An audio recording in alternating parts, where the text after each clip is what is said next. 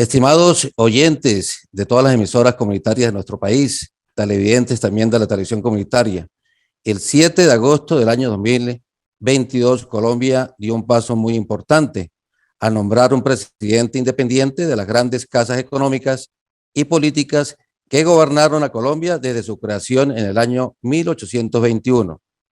Yo soy Giovanni Alfonso Torres Jácome y es un gusto estar en esta transmisión en directo con el presidente Gustavo Petro. Claro que sí, es un cambio muy importante en la política colombiana, un cambio que se da después de 2 siglos y es un reconocimiento muy valioso. Hoy estamos en esta unión de las emisoras que hacen parte de la Federación Colombiana de Medios Comunitarios. Es una federación que agrupa medios comunitarios y también alternativos y hoy estamos todos unidos para poder compartir en estos 100 días de gobierno del presidente Petro. Pero claro que no vamos a hablar de 2 siglos, solamente hablaremos de 100 días, pues tenemos con nosotros al presidente Gustavo Petro, quien nos hablará de lo que han sido sus primeros 100 días de gobierno. Por eso hoy queremos darles desde Ocaña, norte de Santander, capital de Catatumbo y por supuesto a todo el país, le damos una bienvenida al presidente Gustavo Petro Urrego. A través de esta transmisión lo escucharán desde Mitú hasta Nuquí, así como desde el Cauca hasta San Andrés, desde la costa caribe colombiana y por supuesto nuestro Catatumbo. Señor presidente, muy buenos días. Buenos días. Es un gusto para nosotros tenerlo aquí a través de los medios comunitarios de nuestro país. Bueno, presidente, son muchos los temas que vamos a poder tocar. Hoy esperamos ser suficientemente concisos para que nuestra audiencia pueda enterarse de la mayor cantidad de información posible de un gobierno que al parecer no llegó a aprender, sino que llegó a trabajar. Hoy está celebrando usted los 100 días, señor presidente. Sí, bueno, en medio de la crisis climática, porque eso así es como se llama lo que estamos viviendo, una agudización del fenómeno de la Niña. Según las estadísticas, es el invierno más grave en los últimos 40 años, superior al que vivimos en el año 2010-11, y aún no termina. Hay una probabilidad más o menos del 50% que continúe incluso hasta el mes de enero o febrero o marzo. Y en esa medida creo que los siguientes días después de estos 100 días están marcados como los primeros 100 días por el agua, por la crisis. Los gobiernos van siendo gobernanzas de la crisis. Mire lo que ha pasado en estos últimos 3 años o 4, el COVID, la crisis económica mundial, la inflación planetaria. Entonces todo eso junto, solo apenas en 3 años. ¿Cómo será el futuro? Entonces los gobiernos tienen que aprender, eso antes era muy de vez en vez, a gobernar en medio de la crisis. Y creo que eso es lo que hemos hecho en estos 100 días, con resultados importantes en el tema legislativo, en el comienzo de los programas de gobierno prometidos a la opinión pública y al electorado en la campaña. Aún gobernamos bajo el presupuesto de Duque, este es el que aprobó el año pasado y en su plan de desarrollo, pero ya empezamos a generar unas transiciones en los puntos que en mi opinión son los neurálgicos para Colombia. Perfecto, entonces iniciamos con el primer tema, señor presidente. Recibimos esta pregunta desde el Huila, con el profesor José Elías González. Este tema tiene que ver con el tema de energías. 100 días del gobierno del Pacto Histórico. ¿Qué ha pasado en materia de energía? Presidente Gustavo Petro, cordial saludo desde Casanare. Le habla Gustavo Pérez desde la red de emisoras comunitarias del Casanare, Casanare en Red. Señor presidente, según el último informe de Campetrol, Casanare ocupa el segundo lugar en la producción de petróleo en el país. Gran parte de la economía de nuestro departamento depende de esta actividad. Las recientes declaraciones de la ministra de Minas, Irene Vélez, y posterior réplica del ministro de Hacienda, José Antonio Campo, han ocasionado gran incertidumbre en el sector minero energético, afectando, por supuesto, las regiones como Casanare, Arauca y Meta. ¿Cuál será el verdadero futuro de este sector económico en su gobierno? ¿Y qué pasará con estas regiones? La pregunta es importante porque no solamente se refiere a regiones en Colombia, sino a regiones en el mundo. Porque la disminución de la demanda petrolera en todo el mundo es, en primer lugar, absolutamente necesaria. Si no, no podemos frenar estas crisis climáticas. Primero carbón, segundo petróleo en el mundo. Eso es lo que se llama la transición energética, o si le colocamos otro nombre que se usa a escala mundial, la construcción de economías descarbonizadas. Economías descarbonizadas son economías sin combustibles fósiles. Todo el mundo necesita, y las reuniones como las COP tienen que ver con esa agenda, necesita construir economías descarbonizadas y salir de las economías fósiles. Si no, desaparece la humanidad en el planeta. Ese es el costo, ni más ni menos. Y no dentro de milenios, sino en el lapso de 2 siglos, la mayoría de las especies naturales y animales podrían morir en el lapso de décadas, no de siglos. Y esas reuniones de la COP van construyendo una agenda. Si la opinión pública logra conocer un informe de 500 páginas que entregó la Agencia Internacional de Energía, que es la entidad, digamos, de mayor peso en estos temas a escala mundial, y mira los cálculos que hace sobre demanda mundial de petróleo, encontrará que para el 2030, es decir, dentro de 7 años, paulatinamente, llegaremos a una reducción del hacia el 75% de la actual demanda de petróleo. Es decir, un 25% de la actual demanda de petróleo dejará de existir. Con un problema: en 7 años, el petróleo que sale del mercado es el más difícil de conseguir, el más caro para producir, lo que llaman los crudos pesados. Colombia tiene la mayoría de sus petróleos como crudos pesados, incluido el del Casanare y el del Meta, que son las principales regiones petroleras. Es decir, si le ponemos caso a lo que dicen las entidades internacionales, lo que podemos prever es que buena parte de nuestro petróleo exportado, y en primerísimo lugar nuestro carbón, pues no va a poder tener lugar en el mundo porque no va a haber demanda por él. Y entonces su pregunta es pertinente. Lo puse en discusión en mi campaña electoral allá en el Casanare. Y entonces, ¿cuál es el camino del Casanare si estas son las circunstancias que vamos a vivir? Pues mi opinión fue lo que propuse allí cuando los días que yo estuve. En mi opinión, el Casanare tiene una enorme posibilidad en la agricultura, la agroindustria que se deriva de ella, el turismo ecológico.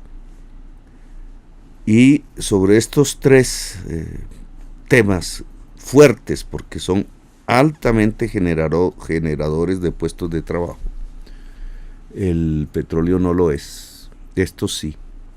Es decir, pueden incluir a la población del Casanare, no son economías de gueto, son economías sociales. Sobre estas 3 ramas, agricultura, agroindustria y turismo, se puede construir la prosperidad de la sociedad casanareña, incluso sobre todo la sociedad llanera en general. Entonces, ese es el camino que proponemos. Hay que empezarlo a construir mientras el mundo va alejándose del otro camino que tenía Casanare, del cual pues vivió de regalías, que tan bien se invirtieron, hasta qué punto fue transparente su inversión. Esas son las grandes discusiones, pero el camino que hay que recorrer en el Casanare es este. Y hay que comenzar, no estoy hablando cosas ilusorias, Casanare tiene una tradición ya en estos temas. Simplemente hay que empoderarlo, potenciarlo, ayudarlo desde el Estado, y por ahí es la alternativa para el Casanare. Bueno, muchas gracias, señor presidente. Saludamos a todas las radios de las redes de Boyacá, Cundinamarca, Santanderes, Nariño, Tolima, Huila, Cauca, Antioquia y Eje Cafetero, a todos los Andes, por sobre cuya geografía habita la mayor cantidad de población colombiana. Claro que sí, Giovanni. Y después de este saludo que hace un recorrido de las radios comunitarias por todo el país, viene una preocupación también desde el centro de Colombia, que es un tema fundamental. Para introducirnos a este tema está con nosotros Carlos Enrique Rincón desde el departamento del Quindío.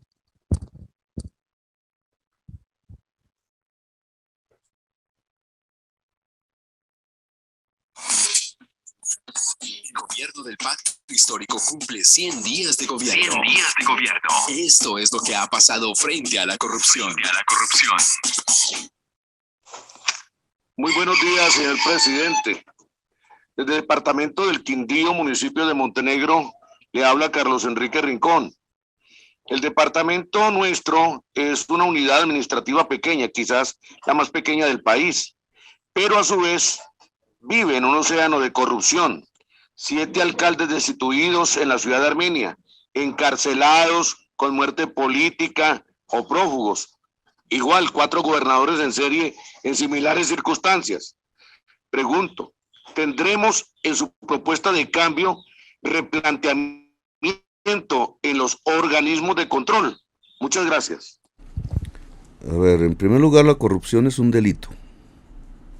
Como tal, tiene que ser investigados por el Poder Judicial, fiscalías y jueces. No tiene, cuando lo delegamos como una competencia de los órganos de control, como hasta ahora ha sido, lo que hacemos es quitarle fuerza al poder investigativo del Estado sobre un delito.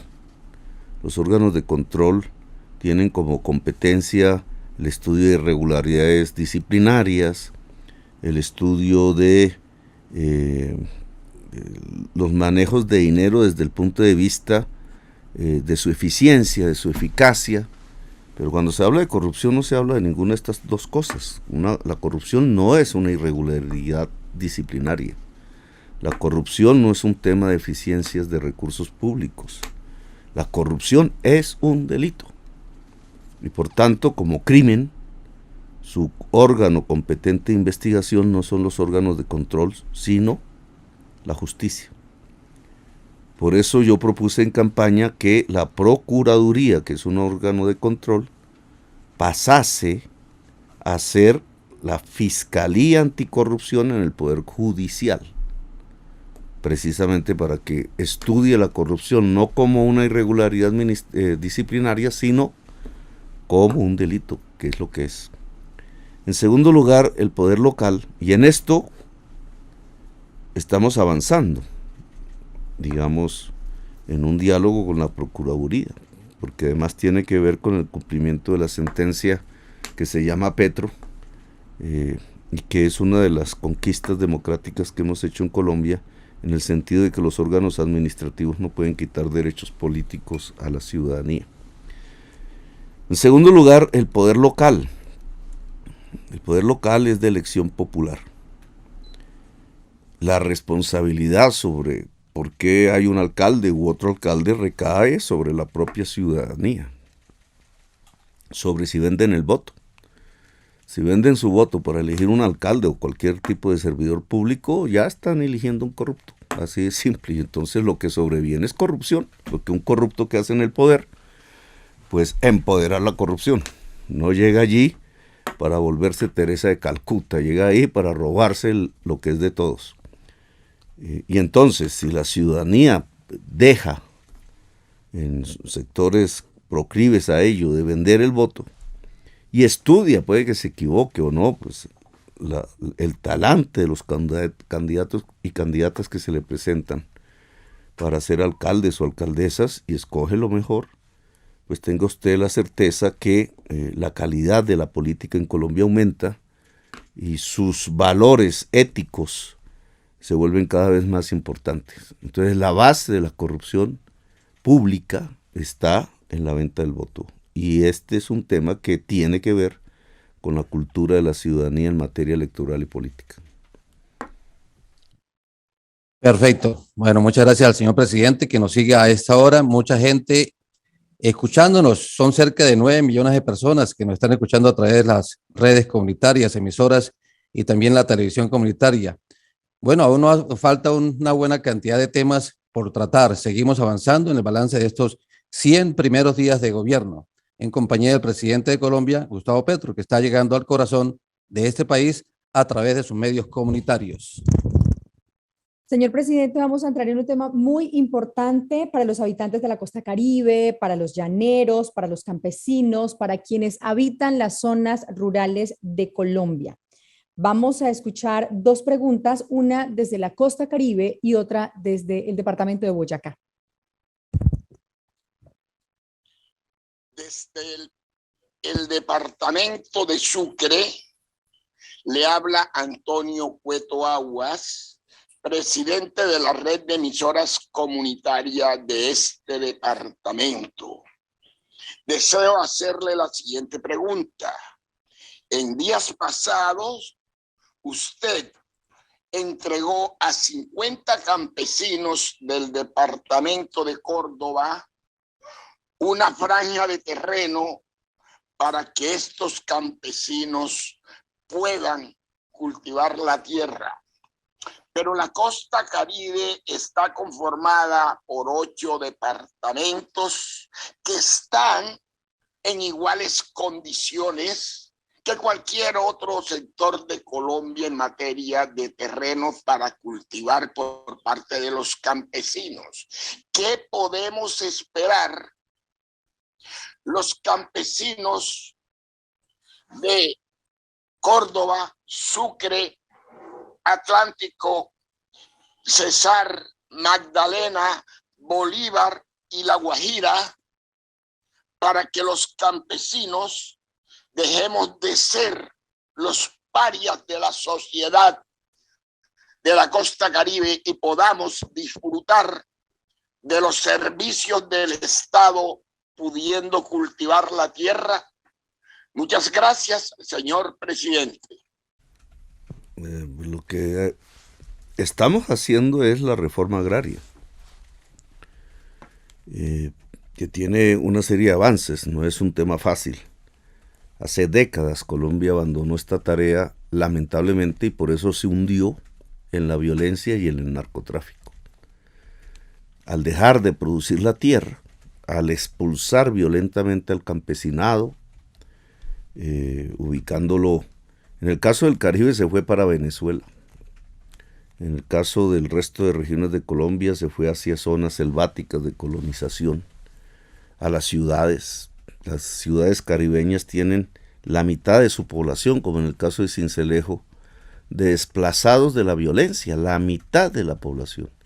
Si como no hay fuente de trabajo, entonces terminan los jóvenes en el mototaxismo, por ejemplo, y un pobre entonces se sube atrás de la moto y paga con un billete de pobre a otro que conduce, que también es pobre, y la pobreza va circulando sin una solución, porque la solución a la pobreza, como diría Pambelé, pues es ser ricos.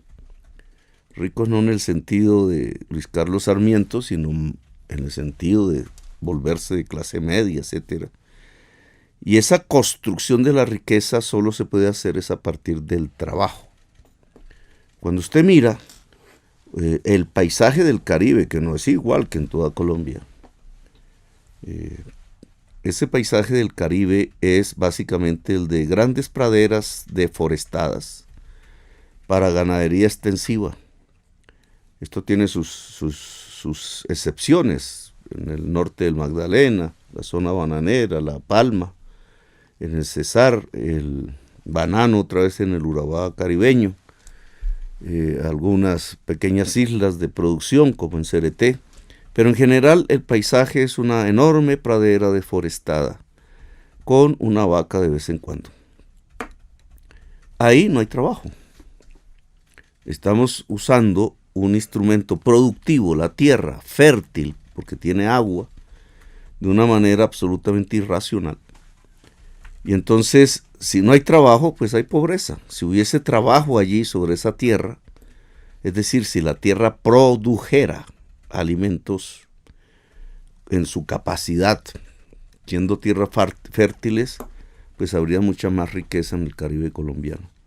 Trasladarse de estas tierras de baja productividad, de ganadería extensiva, hacia tierras intensivas en trabajo y productividad a través de la producción agraria, alimenticia, eso se llama una reforma agraria. Implica en cierta forma varios instrumentos. Fedegan ha propuesto en estos 100 días vendernos 3 millones de hectáreas, 3 millones de hectáreas de tierra fértil, plana, usada en ganadería extensiva. Es como si usted viera en el mapa todo el departamento de Córdoba y le sumara todo el departamento de Sucre, y esa bolsa de tierras es más o menos 3 millones de hectáreas, distribuida en el Caribe y en el Magdalena Medio fundamentalmente. Estamos adecuando las instituciones para hacer esa tarea que es enorme, nunca la habían hecho. La Agencia Nacional de Tierras para comprar tierras, eso implica tener un dinero. Ese dinero, si usted coloca un precio promedio de 10 millones de pesos hectárea o 20 millones de pesos hectárea de tierra fértil pero que no tiene producción encima, pues estamos hablando de una cuantía de 30, 60 billones, que en 6 años es una compra de tierras de aproximadamente 10 billones por año. Eso nunca lo ha hecho el Estado. Y pues es el reto que tenemos por delante. Si lo logramos hacer, más o menos 300,000 campesinos, familias campesinas, cerca de 1 millón de personas, se beneficiarían directamente, volviéndose productores del agro, entre esas muchísimas familias caribeñas, pero además tendría un efecto multiplicador, porque ese crecimiento de producción genera ingresos, esos ingresos generan otras demandas por otros productos, camisas, pantalones, maquinaria, insumos, y bajen jalonando una economía e incluso la posibilidad de la industrialización en el Caribe. El Caribe cambiaría en su paisaje. Y esto es lo que estamos haciendo. Y esto es lo que prometemos. Ahora, se necesita organización campesina, porque ¿a quién le vamos a entregar la tierra una vez la compremos? Yo he convocado a las juntas de acción comunal rurales, a la Asociación Nacional de Usuarios Campesinos, a otras organizaciones campesinas, que se realice una gran convención campesina ahora para que podamos organizar la demanda por tierra, organizar el campesinado desde un punto de vista productivo, porque al lado de la tierra tiene que ir el crédito del Banco Agrario, tiene que ir los proyectos productivos propiamente dicho, la compañía del Estado, porque con la tierra sola no vamos a tener una solución.